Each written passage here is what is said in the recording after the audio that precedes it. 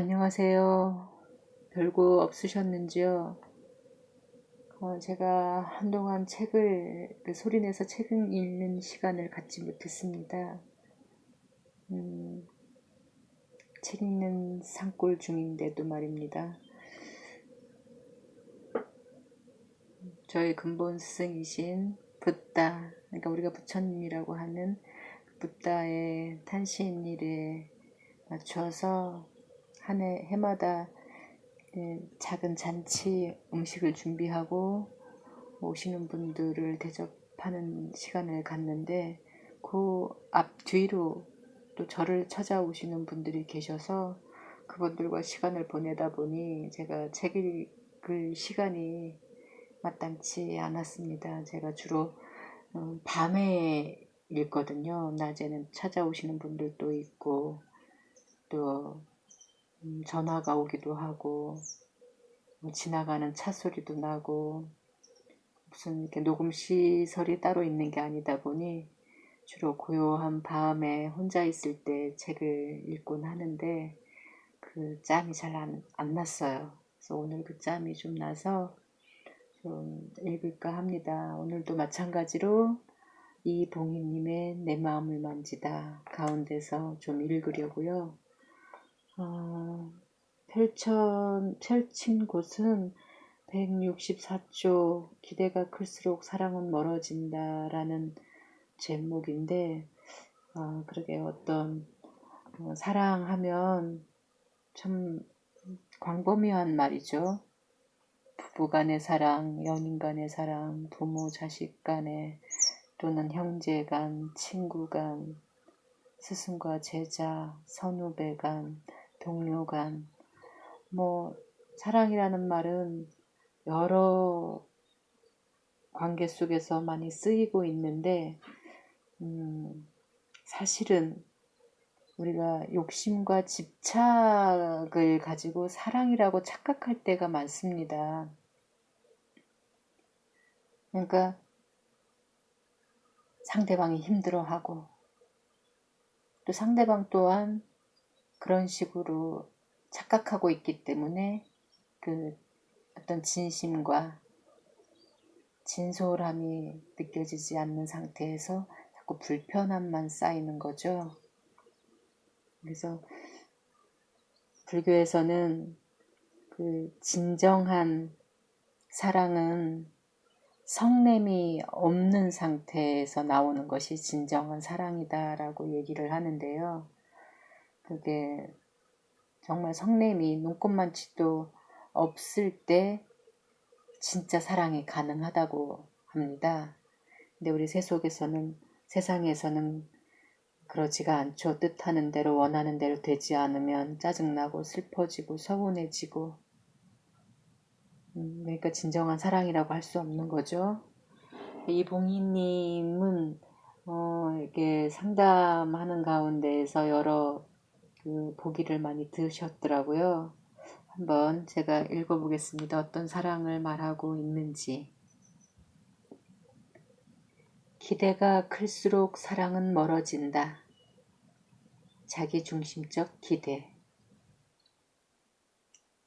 선생님, 사람은 무엇으로 살까요? 한 학생이 편지로 물은 적이 있습니다.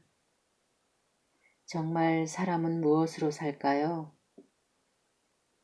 물론 기본적인 육체적 욕구가 충족되어야 하겠지만 우리가 살아가는 데는 분명 그 이상의 어떤 힘이 필요합니다.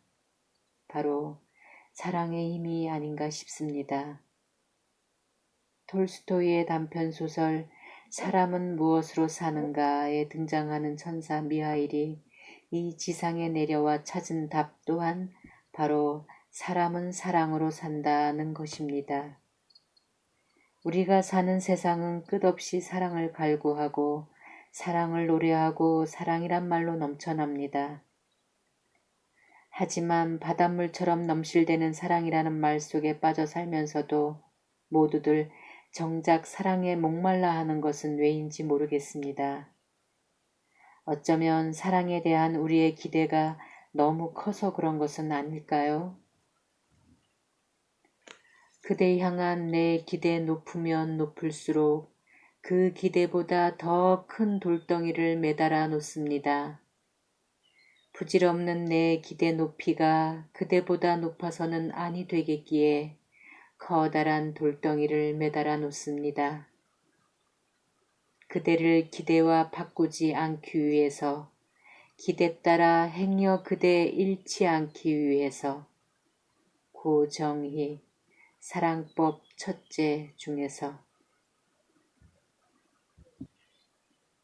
왜 사랑은 항상 내 기대에 못 미칠까? 사랑하는 사람이 곁에 있어도 한없이 쓸쓸하다면 그 원인 중 하나는 그 사람이 내 기대를 채워주지 못하기 때문입니다. 누군가에게 기대한다는 것, 그것은 무슨 의미일까요? 먼저 이 한 가지를 기억했으면 좋겠습니다. 그 누구도 나와 같은 존재일 수 없다는 것을. 그렇기 때문에 아무리 사랑한다 해도 타인이 나의 기대를 채울 수는 없습니다. 누군가의 지극한 사랑을 받으면서도 늘 어딘가 비어 있다고 느낄 때 문득 깨달은 것이 하나 있습니다. 불완전한 인간은 그 누구도 온전히 사랑한다는 것이 불가능하다는 것을. 우리는 그저 자기의 방식대로 사랑할 뿐입니다. 그러므로 상대가 줄 수 없는 것을 달라고 하는 것은 사랑이 아닙니다. 그저 나의 일방적인 기대에 불과합니다. 나 역시도 상대의 기대를 온전하게 채워줄 수 없습니다. 그런데도 우리는 종종 그 사실을 잊은 채 상대가 항상 나의 기대에 맞춰주기를 요구합니다. 때로는 내가 할 수 없는 일을 상대에게 대신 밀어놓고는 나 자신에 대한 실망과 원망을 그에게 전가하기도 합니다. 생전에 어머니는 나와 내 딸을 참으로 사랑하셨습니다. 불편하신 이른의 몸으로 하루도 빠짐없이 손녀를 돌봐주러 집에 오셨습니다. 그런데 오셔서는 늘 원치 않는 일만 하셨습니다. 식구도 적은데 날마다 솥 한가득 밥을 해놓으시거나 냄비가 넘치도록 국을 끓여 놓으시고는 먹으라고 권하셨습니다. 정작 어머니께 원한 것은 바빠서 치우지 못한 집을 간단히 정리해 주는 것이었습니다.